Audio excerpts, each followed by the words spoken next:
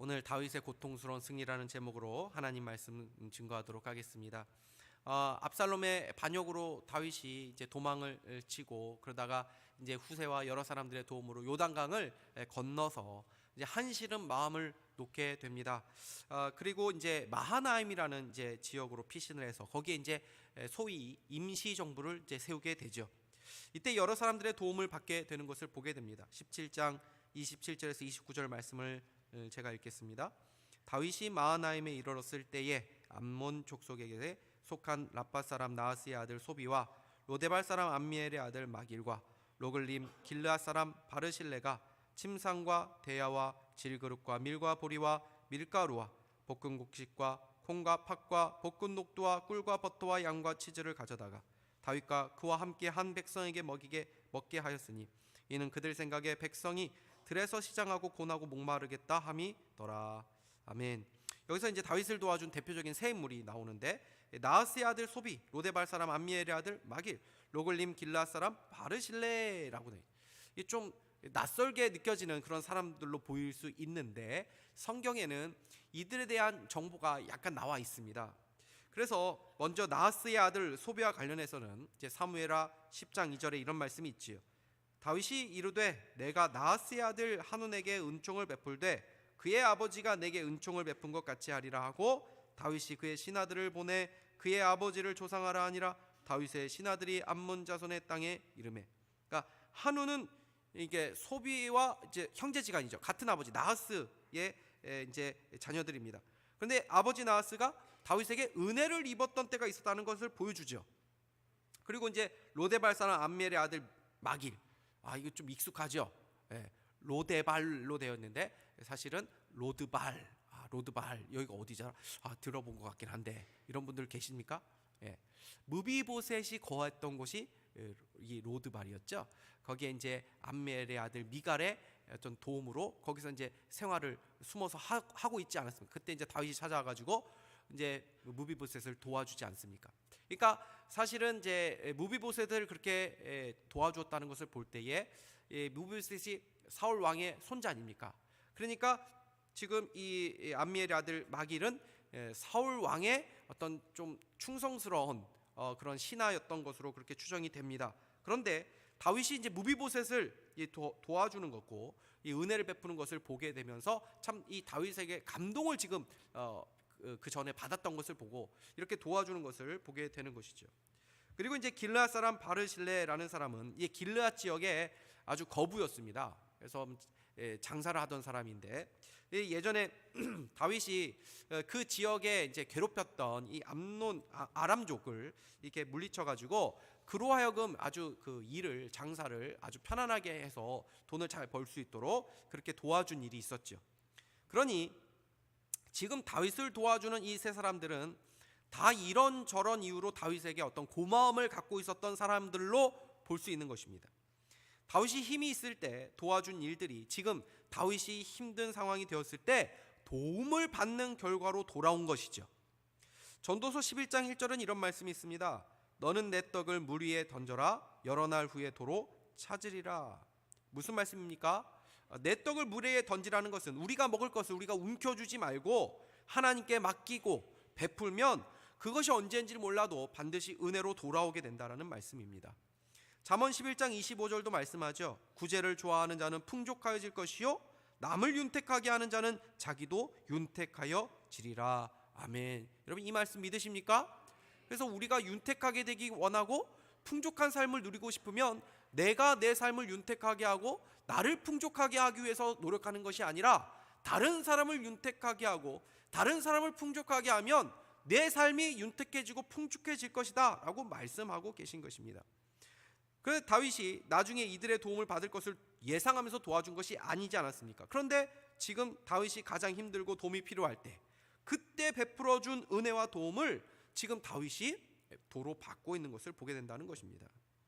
이제 다윗은 이들의 도움 속에서 발람군과의 전면전을 치르기 위해서 군대를 조직하고 정비합니다.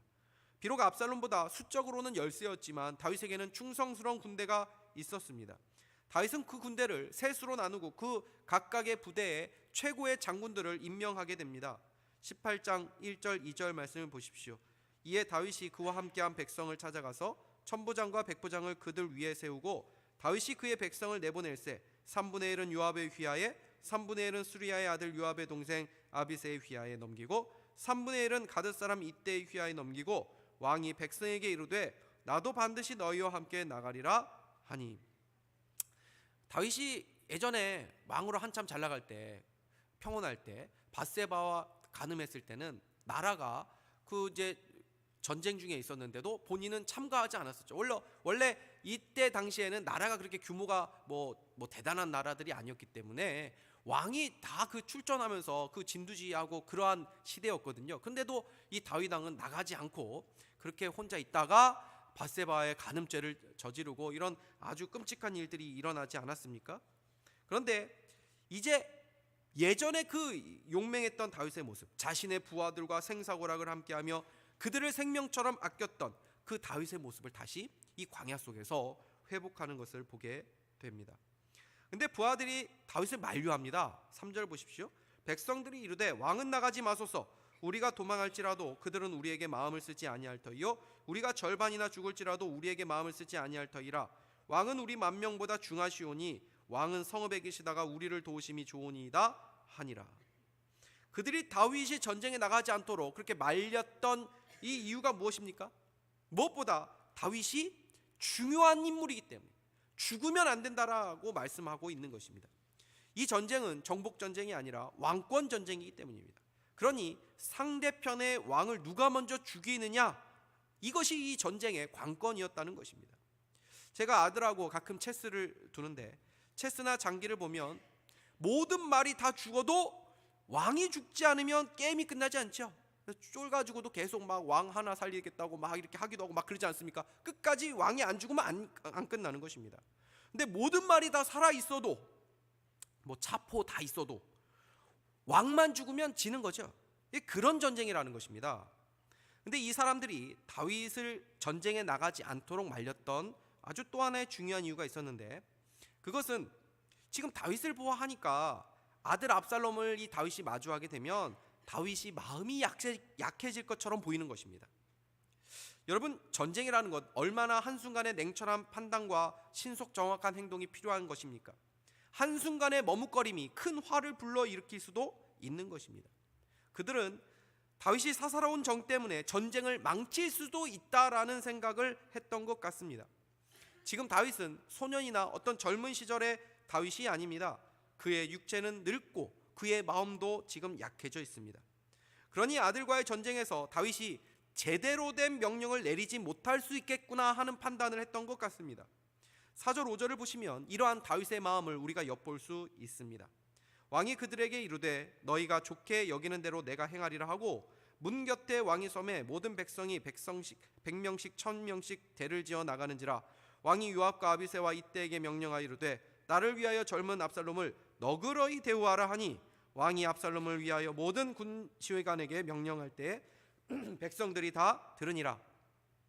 여러분, 사실은 전쟁을 지금 출전하는 상황에서 왕이 이 이야기를 하지 않습니까? 근데 전쟁에 출전을 하는 이 군대에게 하는 말치고는 이건 굉장히 합당하지 않는 말입니다.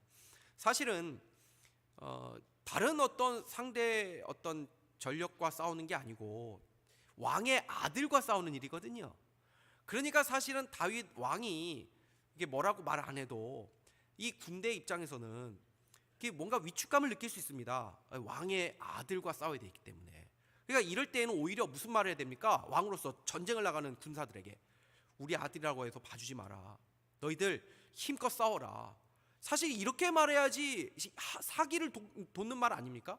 근데 너희들 좀 우리 아들 좀 봐줘라. 이렇게 하면은 전쟁에 앞서가는 나가야 되는 이 군대들에게 이게 할 말입니까? 사실 이 사기가 완전히 꺾일 수 있는 그런 말이죠. 다윗은 전쟁에 나가지 말고 여기 계십시오 라는 이 사람들의 말을 들을 수밖에 없는 상황이었던 것입니다.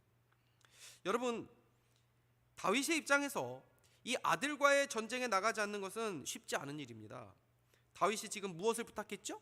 내 아들 봐줘라. 죽이지 말아달라. 이 말이죠. 사실은 너그럽게 대하라. 여러분, 다윗의 마음속에 사람들이 압살롬을 어떻게 할까 하는 불안감이 있었다는 것입니다. 그러면 차라리 다윗이 직접 나가가지고 아들 압살롬의 안위를 직접 챙기는 것이 마음 더 편했겠지요. 근데 다윗은 자신이 나가서 해결하겠다고 계속 고집부리지 않습니다. 다윗은 그 사람들의 말을 하나님이 자신에게 하시는 말씀으로 여깁니다. 그래서 그들의 말을 듣고 멈춥니다. 지혜로운 선택이었습니다.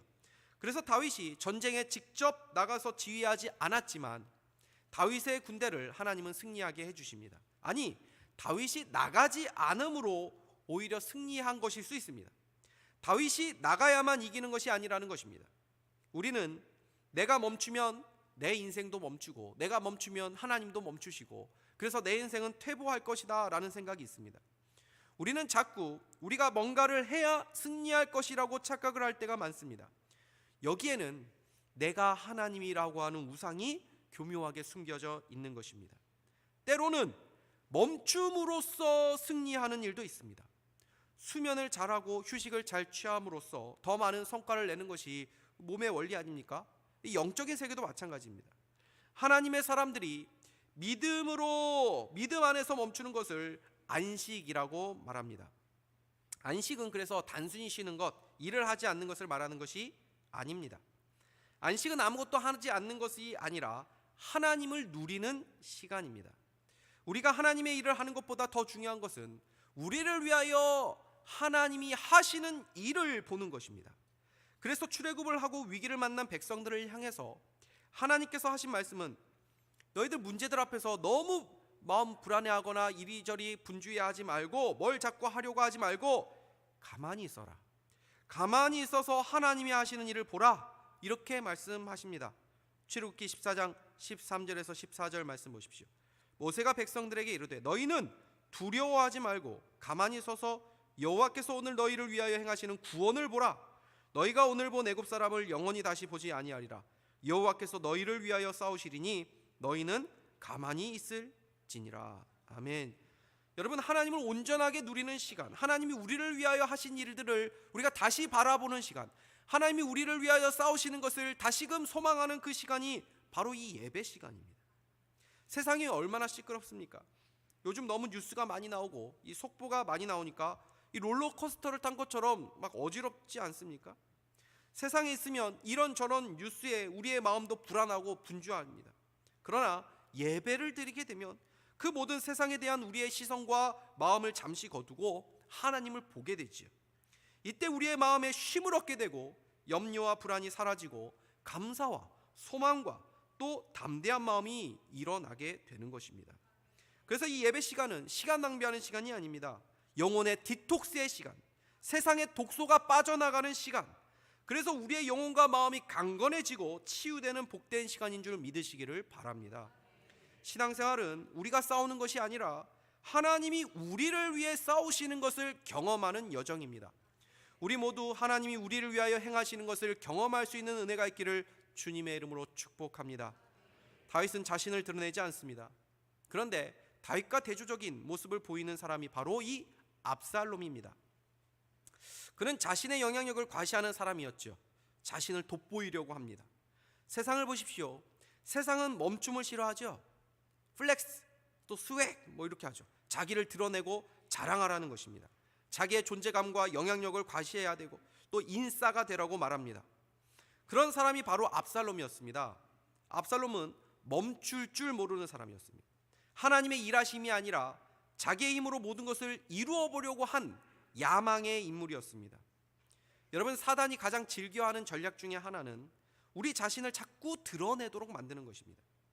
압살롬과 같은 사람은 자기가 드러나지 않거나 사람들에게 인정을 받지 못하면 안달이 납니다. 자기가 생각하는 자리에 서 있지 못할 때 불평하고 불만을 터뜨립니다. 예전에 제가 사역했던 교회에서도 보면 연초에 새로운 직분을 받게 되고 또 어떤 위원회에 무슨 위원장을 이렇게 하게 되면 뭔가 자신이 와가지고 새로운 일을 해보겠다고 업적을 세워보겠다는 의욕을 가지고 뭔가를 하시려고 하는 것을 종종 볼 때가 있습니다. 목회자도 마찬가지죠. 새롭게 교회에 와서 교회를 잘 세워보려고 뭔가를 의욕을 가지고 시작하기도 합니다. 물론 좋은 마음일 수 있습니다. 그런데 그 안에 자신의 능력과 영향력을 보이고 싶어하는, 사람들에게 인정받고자 하는 교만한 마음, 인간의 야망이 숨어 있는 것은 아닌지 돌아볼 필요도 있는 것입니다. 우리가 뭔가를 잘 만들어서 우리가 잘 되어야 하나님이 영광 받으시는 것이 아닙니다. 나를 잘 드러내서 내가 잘 되어서 하나님께 영광 돌리는 것이 아니라는 것입니다. 그러면 왜 하나님께서 보배를 질그릇에 담아 놓으시겠습니까? 백자, 청자, 본차이나 같은 그런 괜찮은 그릇에 보배를 담아 놓으셔야 되는 것 아닙니까? 하나님의 일하시는 방식은 그런 것이 아니라는 것입니다. 오히려 질그릇 같은 인생을 통해서 보배를 드러내시게 하시는 분이 하나님이십니다. 그래서 나의 죽어짐을 통해서 내가 죽을 때 하나님이 드러나신다는 것입니다. 혹시 연배가 있으신 우리 성도님들, 예전 이제 코미디 꽁트 중에 이 쓰리랑 부부 순학질 여사 기억나십니까? 은매 기사로 아시지요? 순학질 여사가 은매 기사로 하면 반드시 은매 기주고 하는 사람이 나옵니다. 김한국이죠.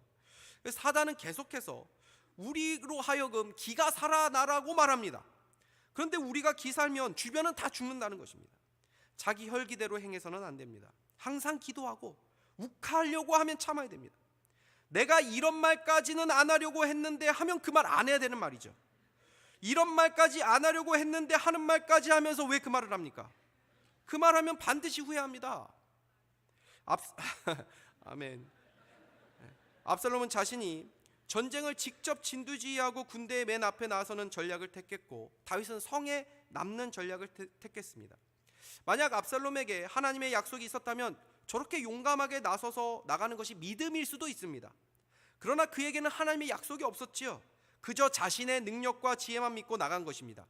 그러니 그것은 믿음이 아니라 만용이고 교만인 것입니다.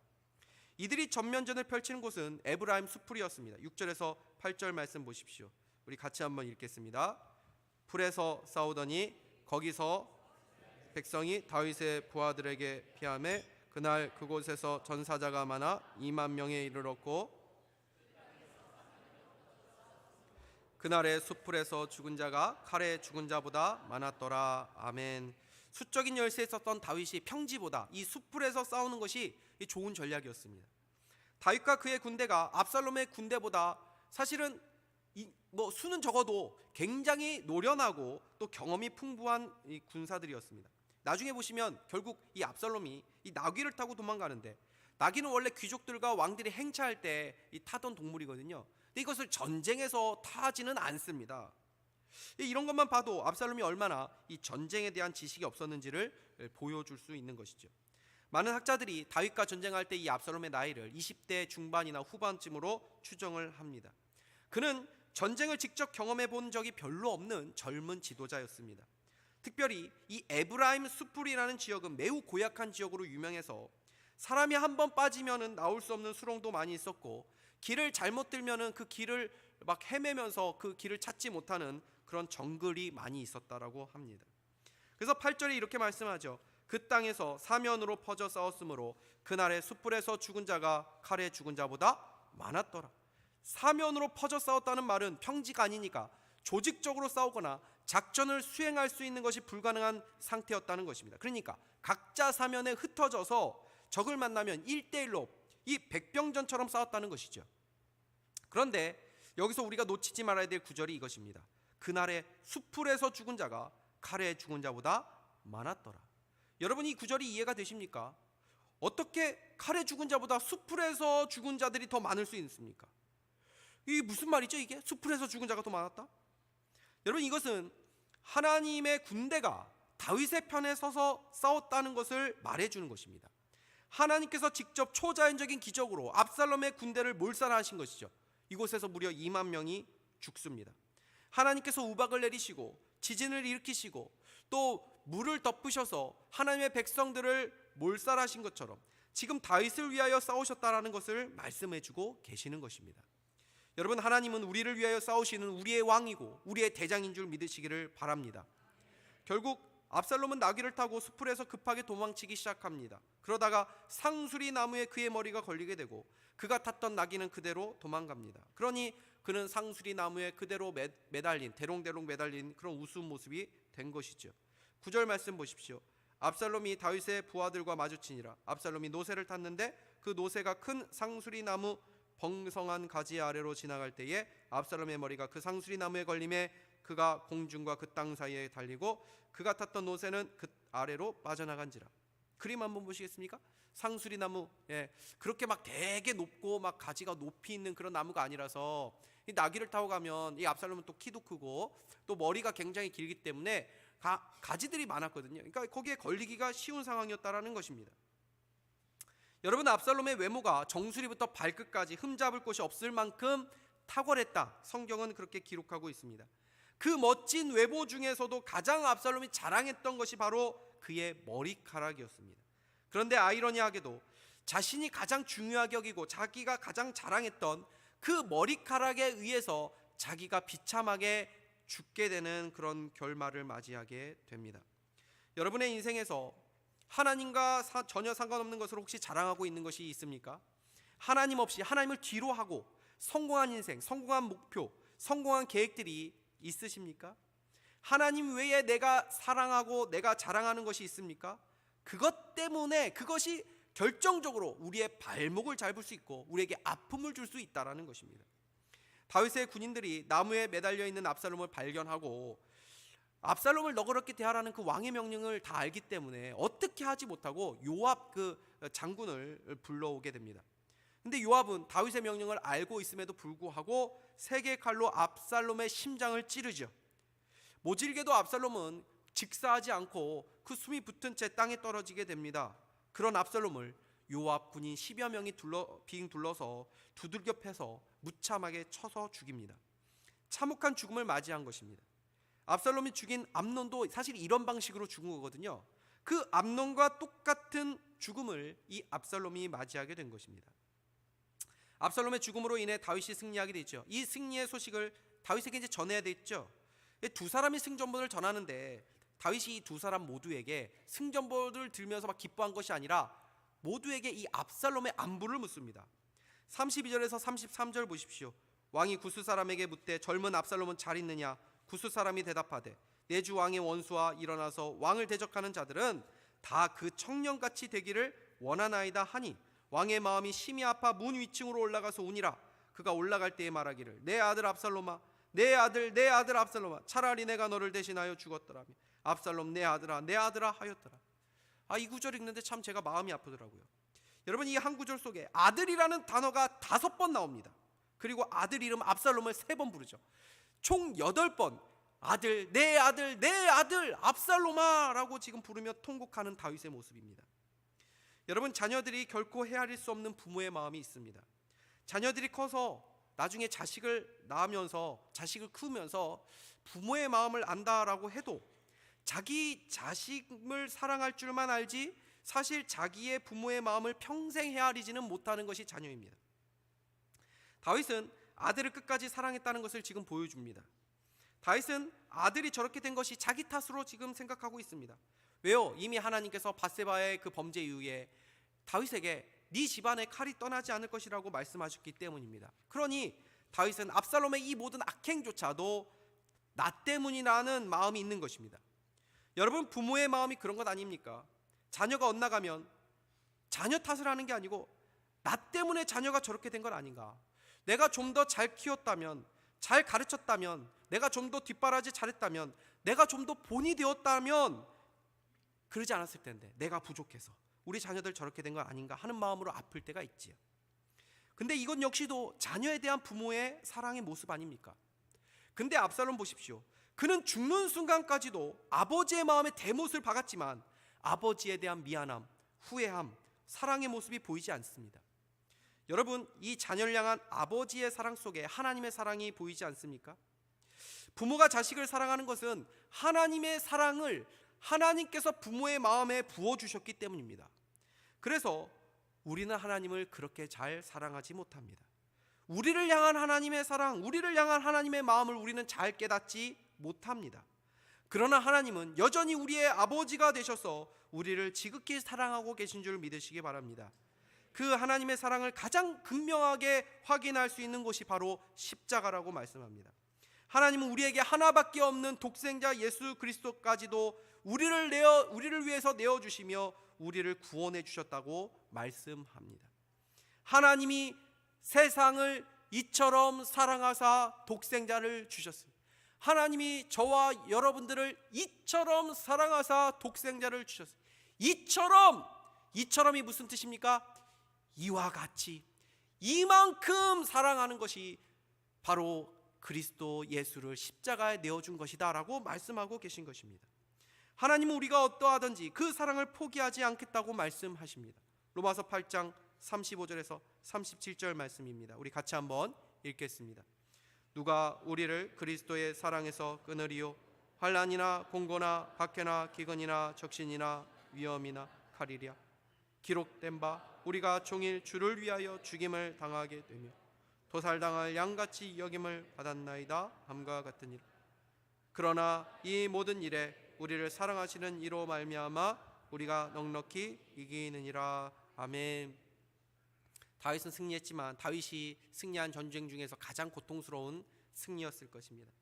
다윗은 첫째 암몬도 죽고 둘째 죽고 셋째 압살롬마저도 죽는 아픔을 겪습니다. 그러나 이런 고통스러운 시간을 보내었다고 해도 하나님은 다윗을 사랑하셨다는 것을 우리는 알고 있습니다. 하나님이 우리를 사랑하신다고 해서 우리가 고통을 겪지 않는 것이 아닙니다. 오히려 그 고통 가운데 우리는 하나님의 사랑을 더 깨닫게 되는 것입니다. 환난이나 공고나 박해나 기근이나 적신이나 위험이나 칼이나 그 어떤 위협과 고통이 있다 하더라도, 그러나 이 모든 일에 우리를 사랑하시는 이로 말미암아 우리가 넉넉히 이기느니라. 환난과 공고와 박해, 기근, 적신이나 위험이나 칼의 위협과 고통이 있어도 이 모든 일에 우리를 사랑하시는 하나님, 여전히 우리를 사랑하시는 하나님이라는 말씀을 하고 계신 것이죠. 다윗은 칼의 위험과 고통 가운데서도 다윗을 사랑하신 하나님으로 말미암아 넉넉히 이긴 줄 믿으시기를 바랍니다. 우리에게도 이러한 끊이지 않는 하나님의 은혜와 사랑이 있음을 믿고 모든 상황 가운데 넉넉히 이기는 은혜가 있기를 주님의 이름으로 축복합니다. 기도하겠습니다. 하나님 아버지 감사합니다. 오늘 말씀을 통해서 두 번째 광야 속에서도 여전히 다윗을 위하여 싸우시는 하나님, 다윗을 사랑하시는 하나님, 그래서 다윗을 사랑하시는 그 하나님으로 인해서 넉넉하게 승리한 다윗의 모습을 보게 됩니다.